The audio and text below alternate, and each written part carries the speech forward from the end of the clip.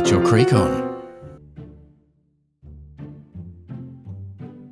Hello and welcome to episode 21 of Get Your Creek On, a podcast about Jonathan Creek. Thanks for joining me today as we reach the third episode of Series 4, The Tailor's Dummy. When a famous fashion designer flings himself off a high window ledge to his death, it appears that he was depressed by a very bad review. It's down to Jonathan and Carla to figure out what really happened though, and, spoiler alert, they do. At this point in the introduction, I normally let you know that it's a good idea to watch the episode before listening to the pod. However, on this occasion I've thought about it and decided that, we'll do it again. It's a good idea to watch the episode before listening to the pod. Otherwise, you won't be able to remember or visualise anything being referred to, and everyone will laugh at you for being the tit that you are. And you'll be left with the following statement ringing round your ears. No creek, you freak, baby. The Tailor's Dummy aired on March the 15th, 2003. Here he comes, the Aussie man we all know and love, and he's going to say the words, episode synopsis. Episode synopsis.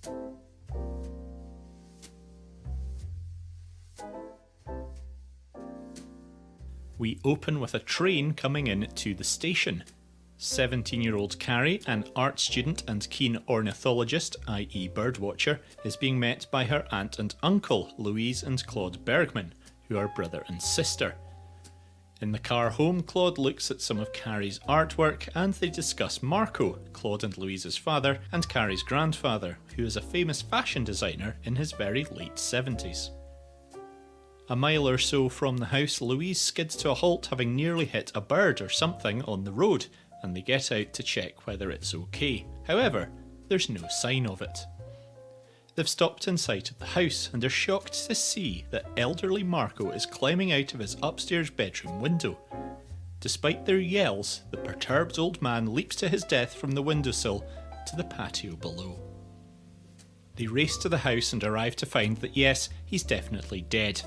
Upstairs, the window's open and a newspaper's open at a page on which a columnist called Donna Henry has slagged off Marco's most recent collections. Back outside, Carrie hears a strange noise from a small hedge directly below the window, although at this point we don't see what it is.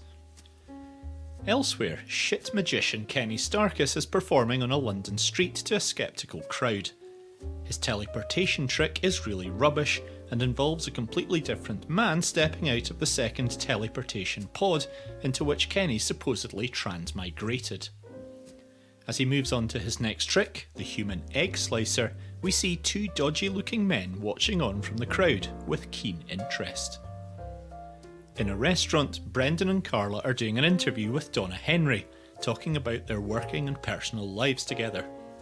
He uses a high-tech Panasonic mini portable DVD player to show Donna clips of a Japanese game show that they are going to adapt for UK television, in which contestants are hooked up to a lie detector and asked intimate questions.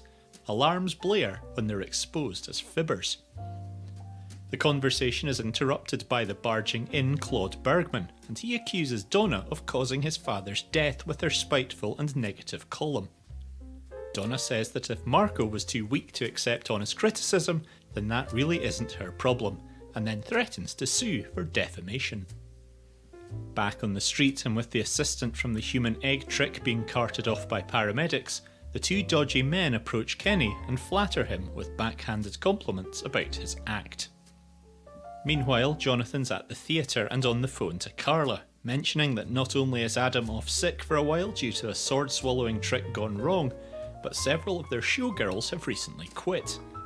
He stops the call when he sees and then overhears another showgirl arranging to meet someone in a warehouse. That evening, Donna Henry is going through her evening routine at her house, which involves putting on a face pack in front of a mirror, and this process is watched by someone through a window. Not a peeping Tom, but Claude Bergman. Carla has persuaded Jonathan to take part in a photo shoot to promote her new true crime show, in which he will continue to appear as a consultant. They have a barney about the moronic nature of what's being asked of him, and Brendan comes in to find out what's going on. He has the pair of them literally kiss and make up, which leads to the odd scenario of Carla passionately kissing Jonathan right in front of him. Later that night, Donna arrives at a posh hotel for which she has previously given a bad review. The manager explains that several improvements have been made since then and shows her to a fancy room where she eats room service, does some writing, and then begins her evening routine with the face pack at the bathroom mirror. Unfortunately, and I don't know about you, but I find it irritating when this happens, a gun-wielding interloper lets themselves into the room and accosts her, telling her in a disgusted voice that she's a smug and abusive hag and an appalling bitch. I am paraphrasing, but it was something like that, and he then makes her rip up a copy of one of her columns and literally eat the paper. There's a brief moment where she glances into the mirror and the intruder lifts his mask to rub his nose and she sees that it's Claude. Moments later, the hotel manager comes in saying there's been reports of a dodgy looking person creeping about. Claude hides in the shower and Donna, aware that he has a gun, tells the manager that everything is fine. When he leaves, Claude comes back out of the shower and then the manager springs in and accosts him. Donna lifts up the mask to reveal a black guy underneath, not Claude. She's astonished and the guy breaks free from the manager and runs off. At the TV studio the next day, Donna has turned up to the set of the new Lying TV show to tell Carla and Brendan about the incident. Carla goes to the theatre where Jonathan is dealing with the mass showgirl resignation. She apologises for kissing him with her tongue yesterday, and he points out that today she's wearing a very low-cut top, and that isn't helping matters vis-a-vis their collective hormones. They go to the hotel and head to the room where a cleaner is at work. Carla pretends to be the occupant and heads to the bathroom, slipping Jonathan in too. They look around and turn on the shower to cover the noise, but the cleaner needs to come back inside to collect her can of polish. Jonathan and Carla hide in the shower in the meantime, getting wet together, which leads to another fairly intimate moment. Jonathan says there's no way anyone could have got in or out without being seen. The plot thickens. That night at the warehouse, the showgirl turns up as we saw being arranged earlier. Jonathan slyly watches on as she's welcomed inside by Kenny Starkiss. The two dodgy men are there as well, and they run through a trick with her, which leads to her being nailed inside a crate, which is then loaded into a truck, which is driven away, presumably so she can then be a sex slave or something similar, and the men give Kenny a wad of cash as a reward. Jonathan accosts him straight away and demands that he puts a stop to the whole sordid enterprise, somehow. Carla selects another revealing top from her wardrobe for a trip to the Bergman household. She intends on straight up asking Claude how the hotel bathroom trick was done. However, he denies all involvement and heads straight off to work. Inside, Louise is happy to slag off Donna. She tells Carla more about her father and where she and Claude ranked within his opinions. Claude had the skill and complexity, she merely had her pretty good looks. Marco had been housebound in recent years, and Carla mentions having read somewhere that he'd been afraid of flying, but Louise says this was not the case. Jonathan and Carrie chat about Marco's love of the Marx Brothers and their films, and she sceptically asks him to do a trick with some cards. He does, and while she initially pretends to not be amazed, it turns out that she actually is, and she mournfully talks about how sad it was that Marco was so upset just before suicide that he threw his parrot ahead of him out of the window in its cage. We then see that this is what she heard from the bushes below the window. Up in Marco's bedroom, Carrie confirms that the light was not on when Marco jumped, and that Louise switched it on when they got back that night. In a wardrobe with scratches round its lock, Jonathan finds all of Marco's socks are pinned together in pairs, and something is then triggered in his head when Carrie mentions that Marco had evidently been in a state of great depression. After Carla and Jonathan go, Carrie goes into her room and prepares to inject something into her arm. Jonathan responds to a text message from someone asking him to meet them at the theatre at 8 PM. Carla goes with him, and while chatting in an alleyway, mentions the face pack that Donna was wearing in front of the mirror. Jonathan was unaware of that until this point, and it immediately leads him to see how the trick was done, mentioning that it involved an idea borrowed from Groucho Marx.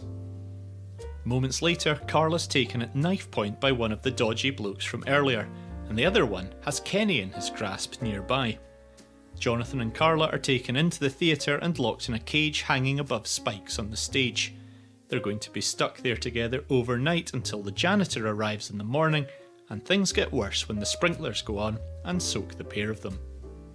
With nothing better to do, Jonathan reveals the solution to the bathroom trick.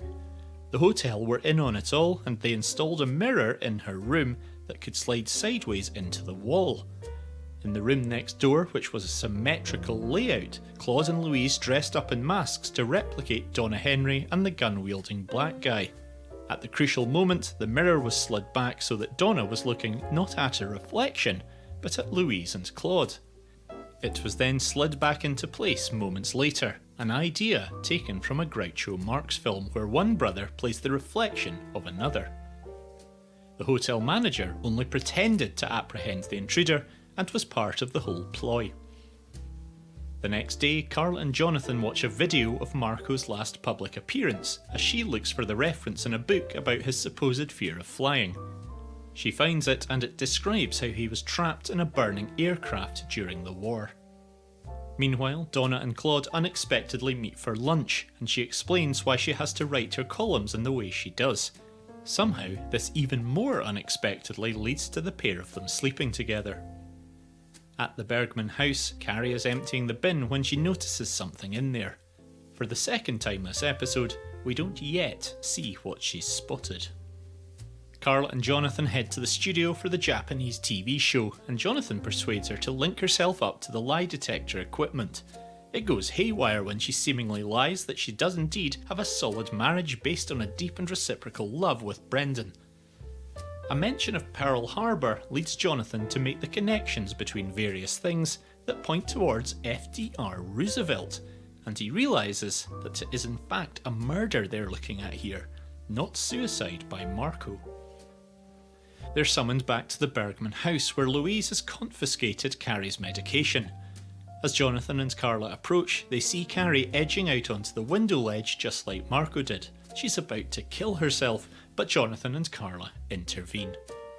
It turns out that Marco was blind for the last few years of his life, which the family had kept secret, much in the manner of how FDR Roosevelt was paralysed but persuaded people that he could actually still walk.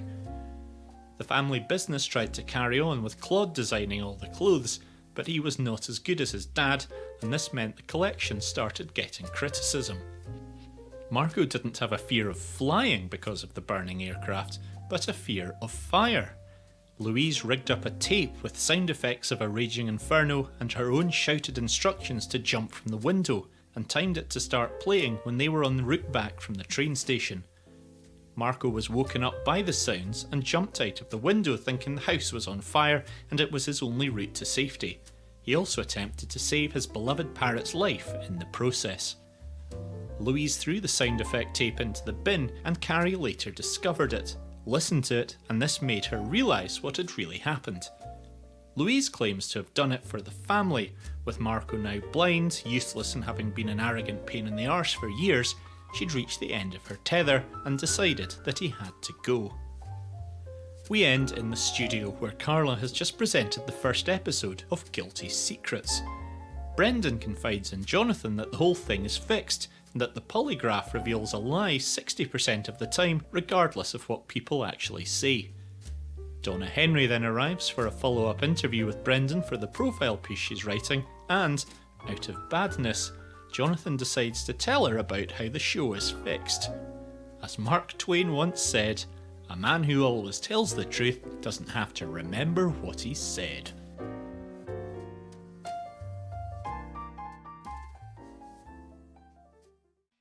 Episode Analysis.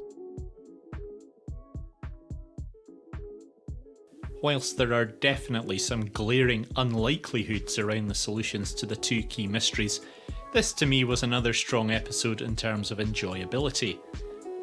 I've relished the Brendan Baxter moments to date, and here again he was on top form. cutting off Carla when talking about the very equal nature of their relationship, distinguishing between the docudrama and the dramamentary, and having Jonathan and Carla shake hands after kissing.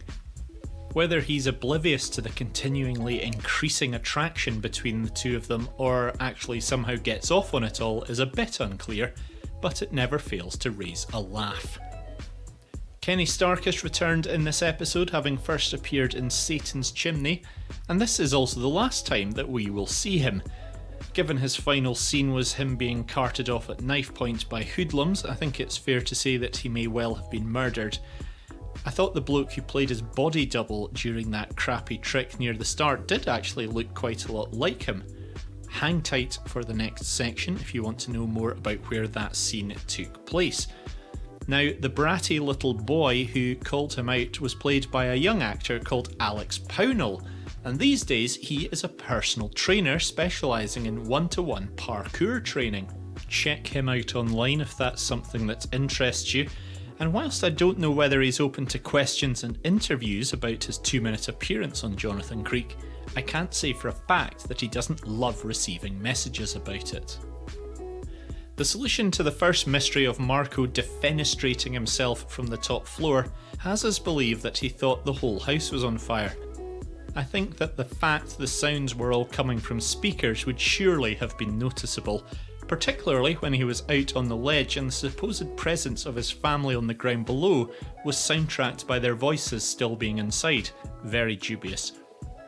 There was something of a long stretch in the idea of Jonathan getting to the truth by connecting all those seemingly random things, coming up with FDR Roosevelt and solving the mystery from there, and I thought that video of the book signing alone was pretty clear in showing him as blind. As for the sliding mirror in the bathroom trick, well, it's certainly one of the endearing and classic Creek images, and it is very clever in its conception, planning and execution, but come on, how on earth could it be implemented really? Do hotels have hollow walls that would allow for that? Was the hotel so annoyed by a negative review that it would go along with it and incur the expense? Surely a bedroom being infiltrated by an armed intruder would only create more bad press. Jonathan certainly had his work cut out in this episode, given he was also drawn into a kerfuffle with women being shipped off to God knows where, and for God knows what exact reasons. I'm not sure leaving Kenny to deal with it all rather than going straight to the cops was a terrific idea, and given we never hear anything about the women again, I dread to think what actually happened to them. Maureen Lipman played Louise, Nicholas Jones was Claude, Victoria Chalette was Carrie, Jill Baker portrayed Donna Henry, and Jeffrey Segal was Marco.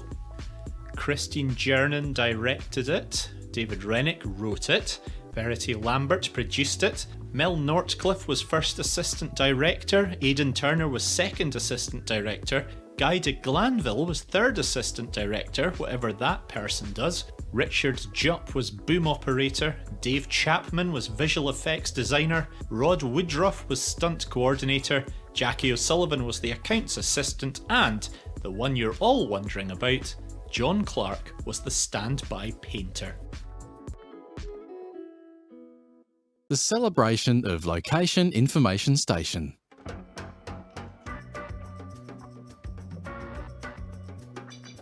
You will no doubt recall back in episode 13, The Eyes of Tiresias, that suicidal businessman Andre Masson's country pile was identified as Hall Barn, on the Hall Barn estate near Beaconsfield in Buckinghamshire.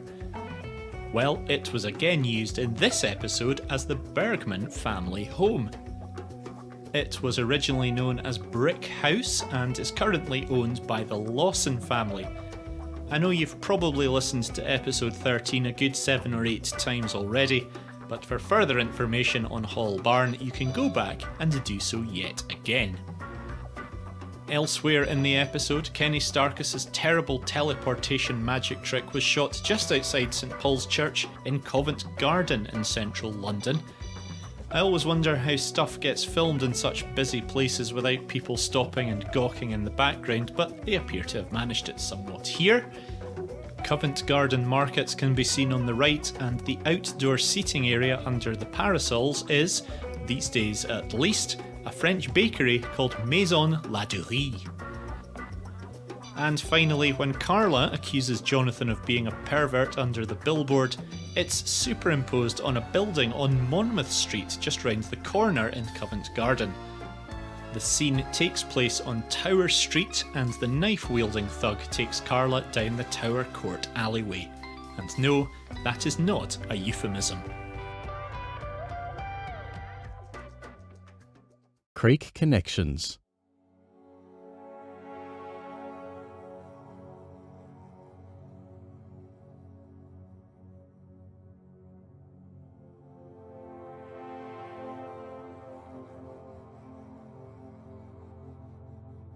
At 36 minutes 41 seconds, we see that the billboard with a lady in a bra on it is supplied by a firm called Chapman Lambert.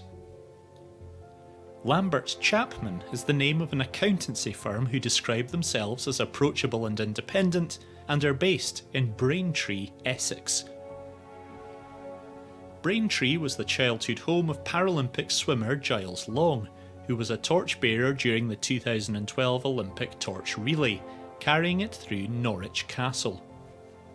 Norwich Castle is one of the Norwich 12 heritage sites in the city of Norwich, another of which is the Guildhall, described as England's largest and most elaborate provincial medieval city hall. Its construction was completed in 1424, the same year as the Battle of Verneuil took place between an English army and a French-Scottish alliance in Normandy. Dr. Norman Day is an Australian architect and writer who has taught at numerous universities, including the University of New South Wales in Sydney, Australia, which was also the setting for Alfred Hitchcock's 1949 film Under Capricorn. Under Capricorn's female lead was Ingrid Bergman. Claude, Louise and Marco Bergman were three of the main characters in the Tailor's Dummy. Do you believe in fate? Or magic? Or coincidences? Because the only way those incredible connections make sense is due to one of those things. My money's on magic personally, but email getyourcreekon@gmail.com if you have any thoughts on the matter. Another Creek Connection next time.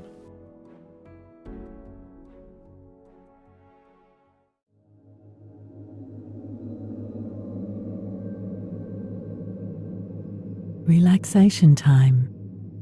Tranquil, dreamy serenity. It's important to switch off sometimes from the stresses and strains of modern life.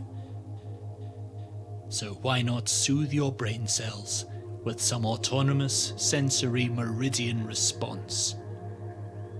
Whispered sounds and voices are proven by some kind of real or tenuous science to ease anxieties and tensions. Prepare to get all tingly as further Jonathan Creek, aka JC information, comes at you like the opposite of a runaway train. Louise Bergman has a fairly noticeable Yorkshire accent, whereas her brother Claude doesn't, and he sounds like he's from somewhere further south. Slightly strange, wouldn't you think? Don't give Donna Henry what she wants, Claude. She's probably thriving on it. Victoria Chalet jacked in acting in 2012 to become a therapist. Low self-esteem, trauma, depression. Those are just some of the reasons she might have done it. It's a shame she didn't decide to run a bed and breakfast instead, though she could have called it Victoria's Chalet. You know, chalet as in a type of cabin. A missed opportunity. The game show all about lying was called Guilty Secrets. There was a real TV show called Guilty Secrets that started in 2016. That was about modelling agencies, I think. I didn't watch it. I find modelling and fashion to be very shallow and pointless endeavours. It's a load of bollocks if you ask me, but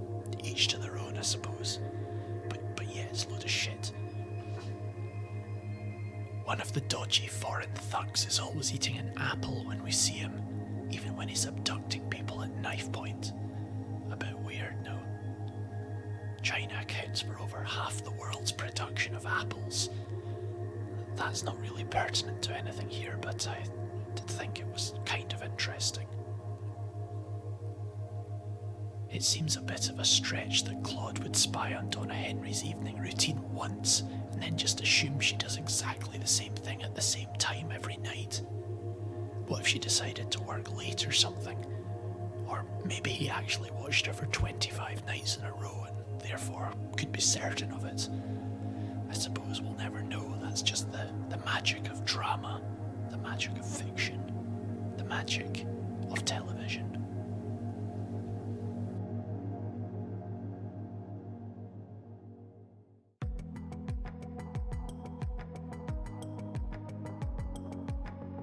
Thank you very much for listening to this episode of Get Your Creek On, the 21st so far, with several more still to follow. There is a good likelihood that there will be no podcast for the final 4 or 5 episodes of Jonathan Creek due to the fact that they were pretty shit, but we'll cross that bridge further down the line. Next up will be Seer of the Sands, in which a dead paranormal investigator starts talking from beyond the grave. You can contact the show whenever you like by emailing getyourcreekon@gmail.com. On Twitter, the handle is @creekget, or you can head to the website, which is getyourcreekon.co.uk. Some of the location information for this show comes from a Twitter account called Creek Locations, which an allegedly very handsome person put together when slacking off from work during the pandemic. Whilst it's not particularly active these days, it's still quite an interesting read, I think, if you like Jonathan Creek and the locations used within it at least, so why not check it out. That's us for today. Catch you next time for some more Get Your Creek On. I'm Toby. Bye for now. Thanks for listening to Get Your Creek On.